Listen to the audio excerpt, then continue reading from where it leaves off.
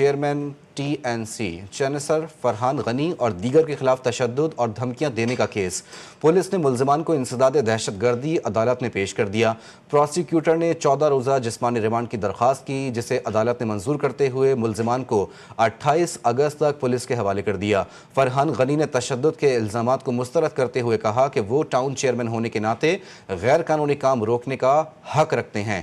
عدالت نے ملزمان کو اگلی سماعت پر پیش کرنے کا حکم دیا۔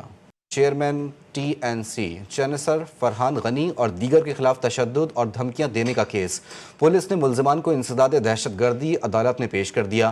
پروسیکیوٹر نے 14 روزہ جسمانی ریمانڈ کی درخواست کی، جسے عدالت نے منظور کرتے ہوئے ملزمان کو 28 اگست تک پولیس کے حوالے کر دیا۔